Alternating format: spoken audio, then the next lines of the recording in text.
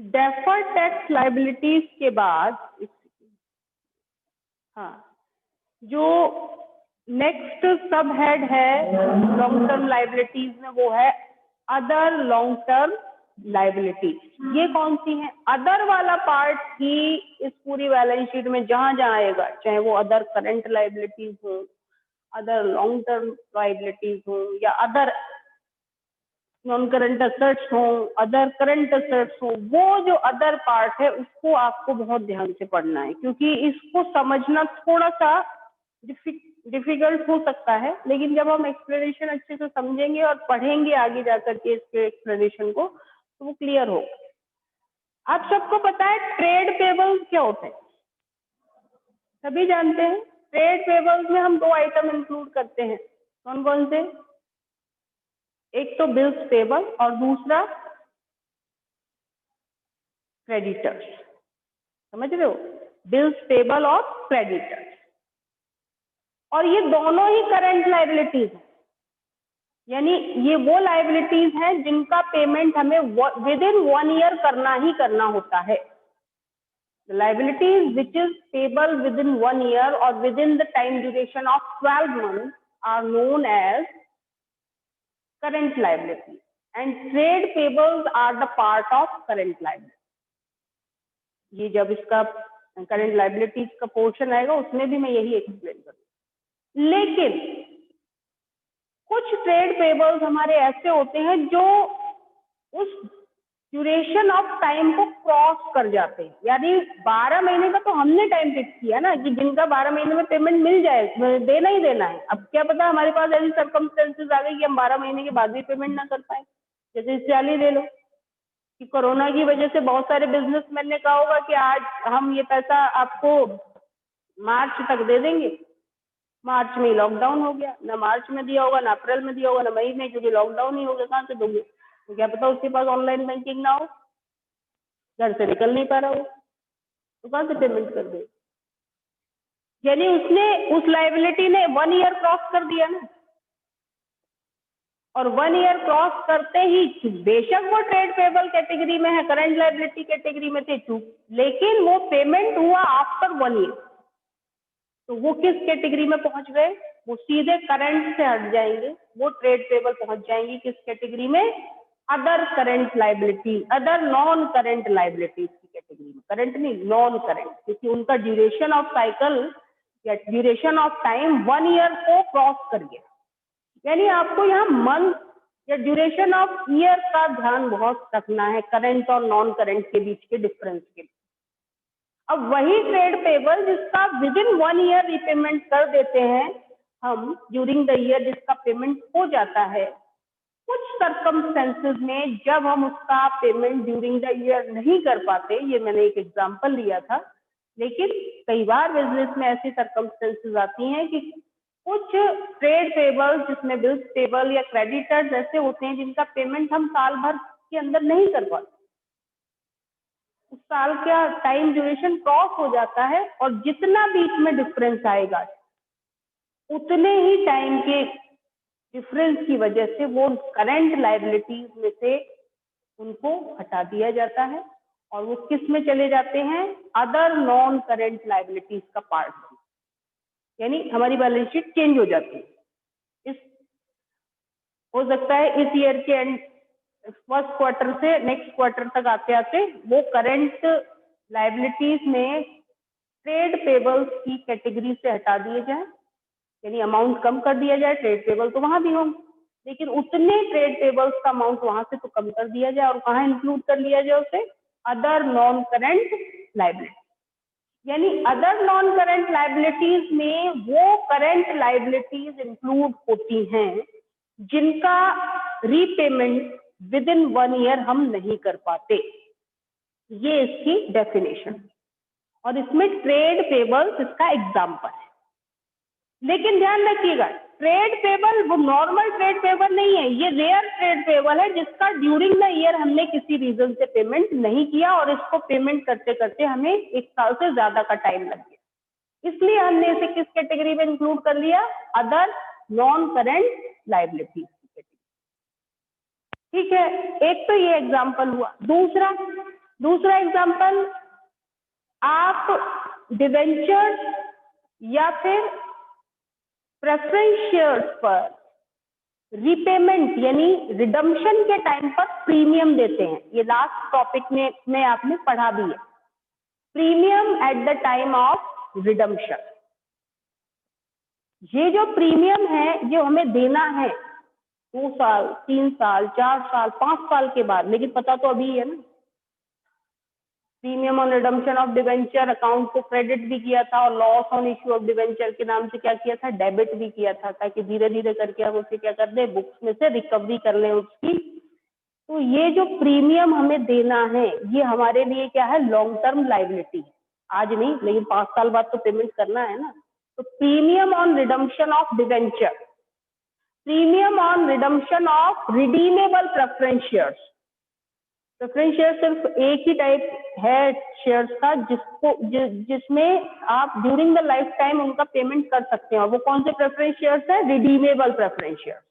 तो redeemable preference shares पर अगर आप प्रीमियम दे रहे हैं तो वो जो प्रीमियम आप फ्यूचर में देंगे वो किस कैटेगरी में रखोगे, वो रखेंगे आप अदर नॉन करेंट लायबिलिटीज की कैटेगरी।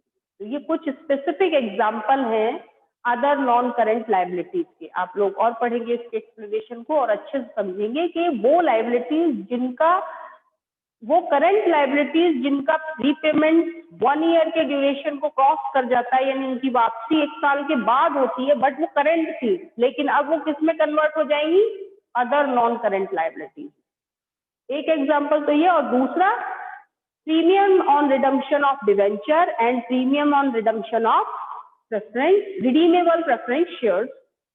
ये दोनों भी कैसी लायबिलिटीज हैं, अदर नॉन करेंट लायबिलिटी। ठीक है, अब क्वेश्चन आता है, मैंने फिर पिछले एग्जांपल में बताया था, पहले भी एक क्वेश्चन बताया था। क्वेश्चन आता है कि आप बता दीजिए कि premium on redemption of debenture, head बताएं सब हेड बताएं। तो हेड क्या बताएंगे आप, हेड बताएंगे नॉन करेंट लायबिलिटी, और सब हेड क्या होगा, अदर नॉन करेंट लायबिलिटी। इस तरीके से आपको हेड बता। डिस्क्रिप्शन आप क्या कहाँ देंगे इन सभी का, मैं बार बार बोल रही हूँ, हर एक आइटम के साथ नोट जुड़ेगा, और पूरा का पूरा डिस्क्रिप्शन आप कहाँ देंगे, नोट्स टू अकाउंट।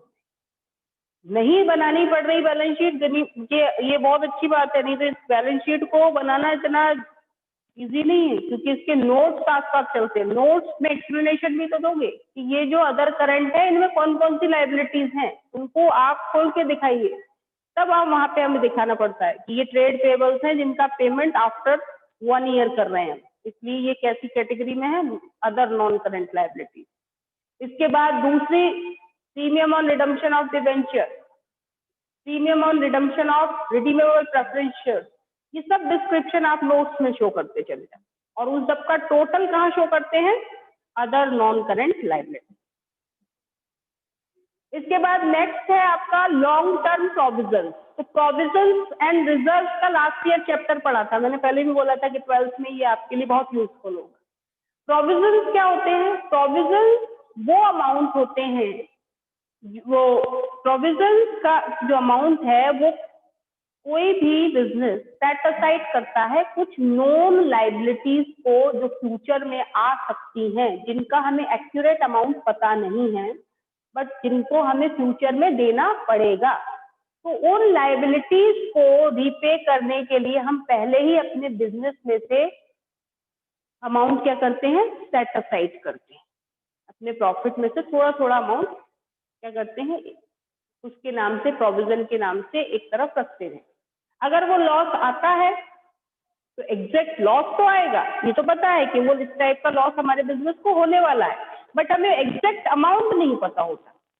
तो वो जो अमाउंट है जो हमने पहले से ही उसके लिए बचा के रखा है, वो हमारे लॉस को थोड़ा सा कम करने में हेल्प करता है, इसलिए हम उस प्रोविजन को क्रिएट करते हैं।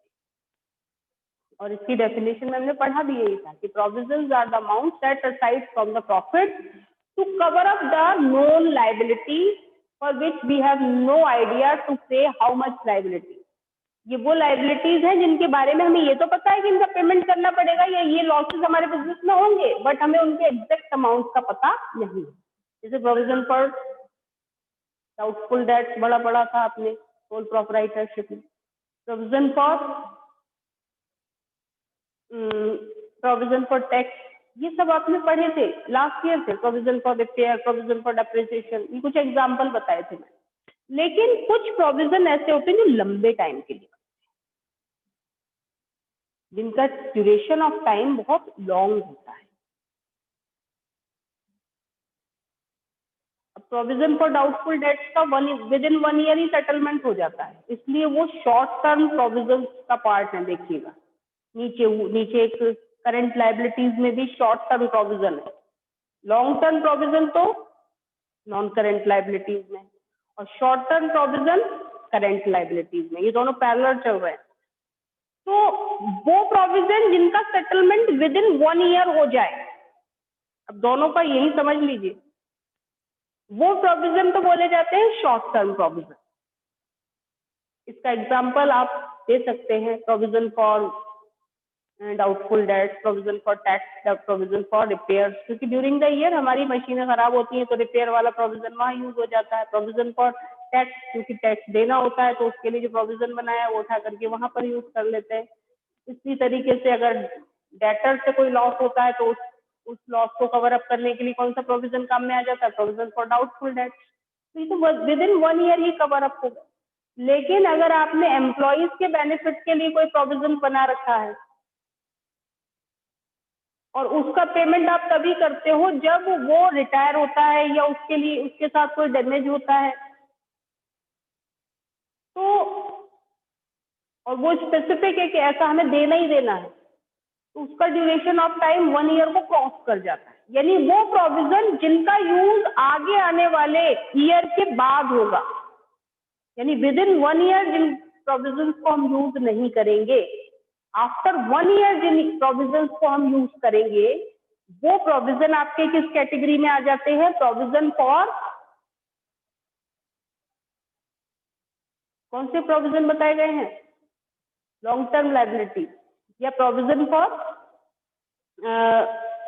लॉन्ग टर्म प्रोविजन, इनका स्पेसिफिक नेम है, क्या है, long term provision. Those provision which is used after 1 year, जिनका यूज 1 साल के बाद होना है, ऐसे provision long term provision category में। और जिनका विद इन 1 ईयर यूज हो जाना है वो प्रोविजन शॉर्ट टर्म प्रोविजन की कैटेगरी में आते हैं। तो एम्प्लॉइज बेनिफिट के लिए जो प्रोविजन बनाए जाते हैं वो सब इसी में आते हैं। जैसे कई बार ना, इसका एक एग्जांपल बताती हूँ, हालांकि आप कितना समझते हैं ये देखिए, कि हर एक एम्प्लॉय को छुट्टियां मिलती है। फॉर एग्जाम्पल मान लीजिए मुझे एक मंथ में एक छुट्टी मिल रही है स्कूल की तरफ से, कि आप लेना चाहें ले, कैजुअल लीव बोलते इसको, लेना चाहे तो ले, अदरवाइज अगर आप नहीं लोगे तो एंड ऑफ द ईयर आपको पैसा मिल जाएगा। ये प्राइवेट संस्थाओं में हो गया, लेकिन गवर्नमेंट में क्या होता है कि वो कहते हैं कि आपको हम इसका पैसा आपके रिटायरमेंट के टाइम पर दें। ठीक, अब इसको समझने की कोशिश करिएगा। ऐसी कंपनीज में भी होता है कि मान लीजिए आपने छुट्टियां नहीं ली तो आपको वो पैसा कब मिलेगा, जब आप जॉब छोड़ेंगे उस टाइम वो जुड़ करके पैसा मिलेगा। अब क्वेश्चन ये होना चाहिए कि जी कौन सी सैलरी का मिलेगा। हो सकता है उस टाइम जब आपने छुट्टियां नहीं ली थी तब सैलरी आपकी कम हो, और जब आप रिटायरमेंट हो रहा हो आपका, या जब आपकी जॉब मतलब आपका सेटलमेंट हो रहा हो जॉब का, उस टाइम आपकी सैलरी ज्यादा हो, तो सेटलमेंट किस अमाउंट पर करेंगे। तो इसका रूल ये होता है कि जिस टाइम आप रिटायर हो रहे हैं उस टाइम के अकॉर्डिंग जो सैलरी है उसके अकॉर्डिंग का सेटलमेंट होता है। तो मान लो अगर पूरे साल में हमें 14 CL मिले और 14 की 14 हमने छुट्टियां नहीं ली, तो उन 14 में से जितनी हमें छुट्टियां मिल गई वो तो जो ले ली हमने छुट्टियां वो तो खत्म, जो बच गई मान लो 5 बच गई, तो वो 5 आपकी छुट्टियां क्या होती रहेंगी, काउंट होती रहेंगी, और काउंट होते होते उनका पैसा जो है आपको एंड ऑफ योर सर्विस, कुछ जगह पर end of the year he payment कर देते हैं, साथ के साथ सेटलमेंट कर देते हैं, और कुछ जगह पर उसका पेमेंट होता है, या गवर्नमेंट जॉब्स में उसका सेटलमेंट होता है रिटायरमेंट के बाद। इसको बोलते हैं अर्न लीव, इसका नाम होता है अर्न लीव। ये वो लीव है जिनके लिए आपको पैसा मिल रहा है।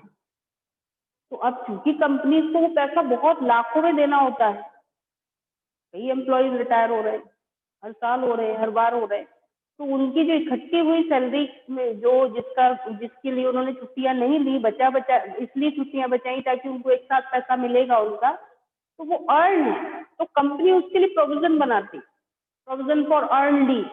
अब विद इन 1 ईयर थोड़ी ना सेटलमेंट होगा ऐसे प्रोविजन का सेटलमेंट तो कब होगा? After so many years. Provision बनाते रहो हर साल उसके नाम से, इकट्ठा करते रहो पैसा उसके नाम से, लेकिन उसका सेटलमेंट तो जैसे जैसे एम्प्लॉयज रिटायर होंगे तब होगा। तो ये जो प्रोविजन है, यानी हमें समझना क्या है कि वो प्रोविजन जिनका यूज आफ्टर 1 ईयर हो, वो सब provision long term provision category में आते हैं, और ऐसे प्रोविजन जिनका यूज विद इन 1 ईयर हो जाता है वो शॉर्ट टर्म प्रोविजन हो जाते हैं। इसीलिए शॉर्ट टर्म प्रोविजन आएगा वहां पर, अभी समझ लो इसे। अब आती है आपका fourth main head, current liability. तो current liabilities are just opposite to non current liability. Non current liabilities कौन सी है? वो जिनका सेटलमेंट 1 ईयर के बाद हो रहा है, और नॉन करंट और करंट कौन सी हो जाएंगी? जस्ट अपोजिट बोला ना, वो लायबिलिटीज जिनका सेटलमेंट विद इन 1 ईयर होना है, यानी ड्यूरिंग 12 मंथ जो कि सेटल डाउन हो जाए। पहला ही इसका एग्जांपल लेते हैं, पहला सब है short term borrowing. Short term borrowings में वो सारे लोन्स इंक्लूड किए जाते हैं जिनका रीपेमेंट आप 1 साल के अंदर कर देंगे। अब एक लोन बैंक लोन है, वो लॉन्ग टर्म में भी आ जाएगा और शॉर्ट टर्म में भी आ जाएगा। अब पूछिए कैसे नहीं, दोनों में क्यों आ रहा है? क्योंकि भाई जो बैंक लोन, जिस लोन को आपने 1 साल से ज्यादा टाइम के बाद वापस करना है, वो तो किसमें आ जाएगा? लॉन्ग टर्म बोरोइंग में। और जिसका विद इन 1 ईयर जिसका पेमेंट करना है, वो किसमें आ जाएगा? शॉर्ट टर्म बोरोइंग में। लोन सेम है, बैंक लोन ही है, लेकिन ड्यूरेशन ऑफ टाइम की वजह से वो दोनों जगह आ रहा है। हो सकता है आपने एक ले रखा होगा तो एक जगह आएगा। बैंक ओवरड्राफ्ट है, बैंक ओवरड्राफ्ट का सेटलमेंट साथ साथ होता रहता है। जब बैलेंस बढ़ जाता है ओवरड्राफ्ट खत्म, जब बैलेंस कम हो जाता है ओवरड्राफ्ट स्टार्ट। तो बैंक ओवरड्राफ्ट कैसी लायबिलिटीज है? शॉर्ट टर्म बोरोइंग्स का पार्ट है। ऐसे ही फाइनेंशियल इंस्टीट्यूशन, जितने एग्जांपल मैंने लॉन्ग टर्म बोरोइंग्स में दिए, वही सारे एग्जांपल मैं शॉर्ट टर्म बोरोइंग्स में ही भी दूंगी। रीजन, क्योंकि ये वो लायबिलिटीज हैं जिनका रिपेमेंट आपको 1 साल के अंदर करना है। एग्जाम्पल सेम है, बस ड्यूरेशन ऑफ टाइम देखना है, और ड्यूरेशन ऑफ टाइम के अकॉर्डिंग अगर इनका सेटलमेंट विद इन 1 ईयर, यानी इनका रिपेमेंट अगर आप 1 साल के अंदर कर देंगे, तो यही लायबिलिटीज आपकी किस कैटेगरी में आ जाएंगी? शॉर्ट टर्म प्रोविजन की कैटेगरी, शॉर्ट टर्म बोरोइंग्स की कैटेगरी में आ जाएंगी। तो ये जरूर ध्यान रखना है कि लायबिलिटीज को, लॉन्ग टर्म बोरोइंग्स और शॉर्ट टर्म बोरोइंग्स को जब आप हेड सब हेड में डिवाइड करेंगे तो ड्यूरेशन ऑफ टाइम, अब मैंने एक एग्जांपल तो अपनी तरफ से बता दिया, बैंक ओवरड्राफ्ट अपने आप अंडरस्टूड है, सभी को पता है कि इसका ड्यूरेशन लंबा थोड़ी ना होता है, 1 साल 2 साल बाद थोड़ी ना होता है। इसका ड्यूरेशन तो टाइमिंग ऑफ ड्यूरेशन कितना है? विद इन 1 ईयर ही होता है।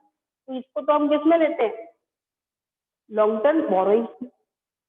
यहाँ पर डेफर्ड ट्रेड पेबल्स, अभी थोड़ी देर पहले जिसका हम डिस्कशन कर रहे थे अदर नॉन करंट लायबिलिटीज में, ये वही ट्रेड पेबल्स है।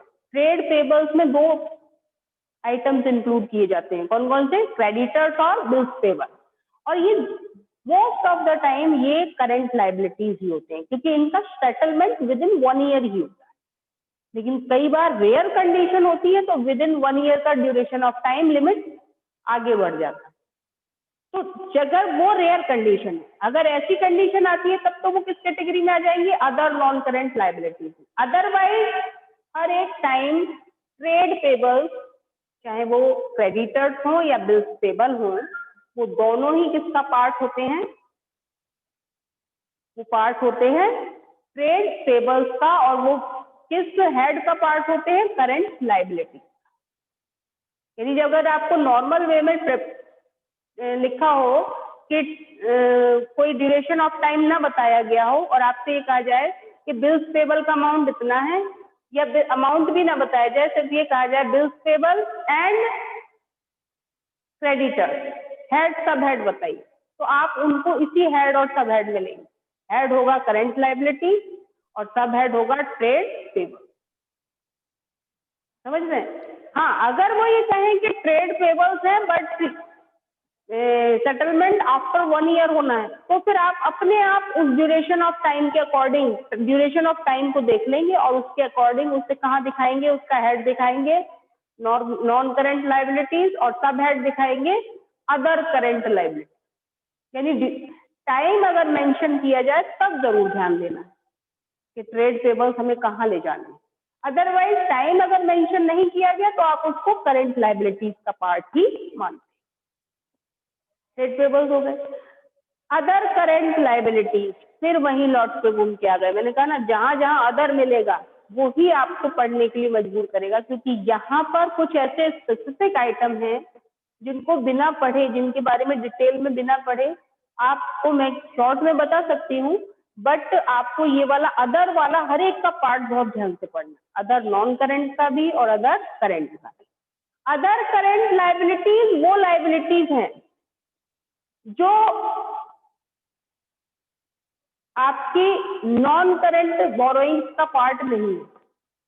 अब ये क्या डेफिनेशन हुई है कि नॉन करंट लायबिलिटीज का जो पार्ट नहीं है, और जो करंट लायबिलिटीज करंट बोरोइंग्स का पार्ट नहीं है, शॉर्ट टर्म बोरोइंग्स का पार्ट नहीं है, वो सब क्या है, अदर करंट लायबिलिटी। ऐसे कैसे डेफिनेशन बन गई? तो यहाँ ये समझना जरूरी है कि स्पेसिफिक आइटम है जो आपके long term short term borrowings में आते हैं, जिनका विद इन 1 ईयर पेमेंट करना है। बैंक लोन हो गए, फाइनेंशियल इंस्टीट्यूशन के लोन हो गए, डिवेंचर, अगर विद इन 1 ईयर उनका रीपेमेंट करना है तो डिवेंचर भी यहीं आ जाएंगे। ठीक है, अगर और भी बहुत सारे आइटम हो सकते हैं। ट्रेड पेबल में तो स्पेसिफिक हो गया, बिल्स पेबल गया, क्रेडिटर गया। तो अब इनके बाद जो बचे हुए हैं, यानी वो सभी आइटम जो शॉर्ट टर्म बोरोइंग्स और ट्रेड पेबल में नहीं है, वो सब अदर करंट लायबिलिटीज में है। तो इसका स्पेसिफिक एग्जांपल बताते हैं। इसका एग्जांपल देखिए, आउटस्टैंडिंग एक्सपेंसेस लायबिलिटी होते हैं, सबको पता है। लास्ट ईयर तक हमने बैलेंस शीट जो बनाई है, आउटस्टैंडिंग एक्सपेंसेस को क्या बताया गया है, लायबिलिटीज है। और बैलेंस शीट में कहाँ शो करते हैं आप, लायबिलिटीज में। लेकिन एड और सब हेड क्या है ये बताओ। अब उसका स्पेसिफिक सब हेड बोरोइंग्स है नहीं, वो तो वो एक्सपेंसेस हैं जिनका ड्यूरिंग द ईयर पेमेंट करना था लेकिन कर नहीं पाए किसी रीजन से।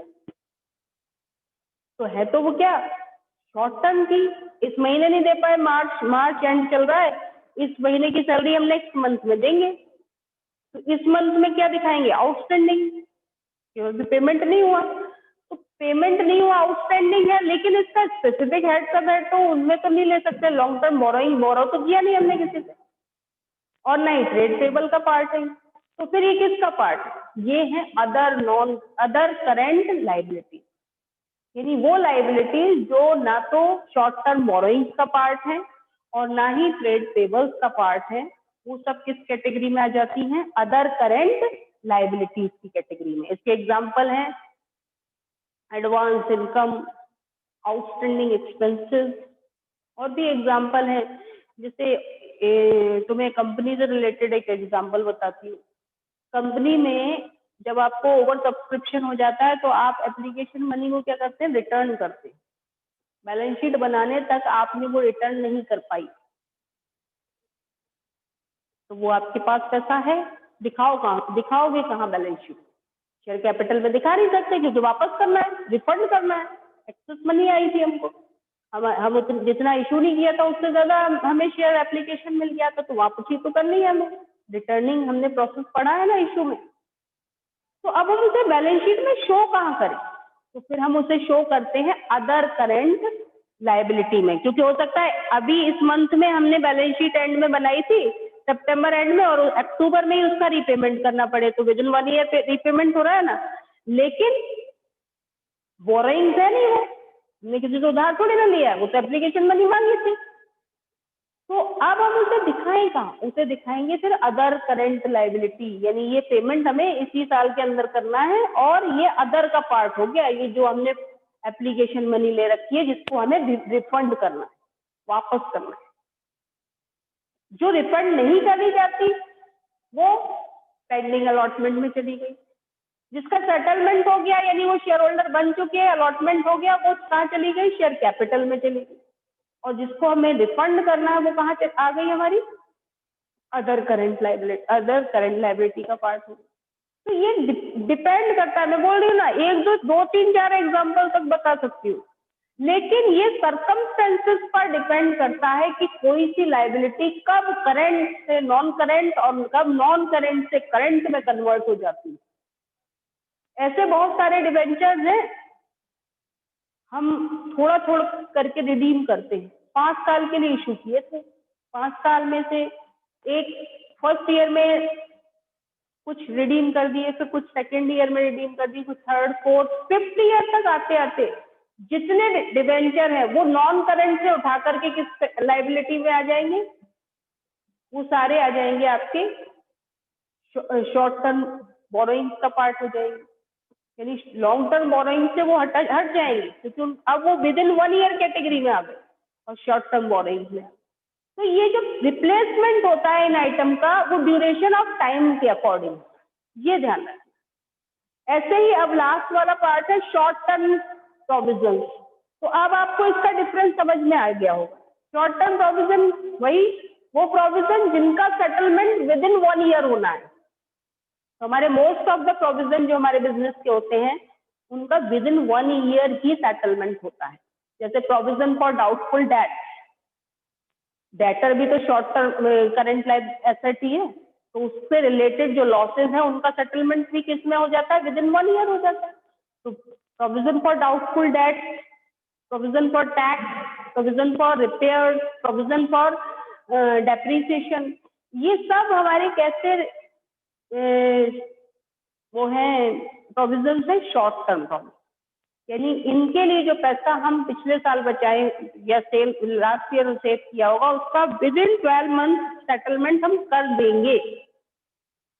Provisions which is settled within 1 year are known as short term provision.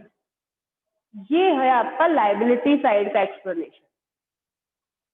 Detail में पढ़िएगा इसको, बहुत अच्छा एक्सप्लेनेशन बुक में है। जितना हो सकता है उतने एग्जाम्पल निकालिएगा, क्योंकि मेन मैंने फिर बोला कि हेड और सब हेड पूछा जाए आपसे। जितने ये आइटम हम एक्सप्लेन कर रहे हैं और इनके एग्जाम्पल बता रहे हैं, कुछ कुछ हम एक्सप्लेन करके एग्जाम्पल बताने की कोशिश कर रहे हैं। हो सकता है कुछ एग्जाम्पल हमसे छूट रहे हैं, लेकिन आप जब डिटेल में पढ़ेंगे तो वो सारे एग्जाम्पल अंडरलाइन करिएगा।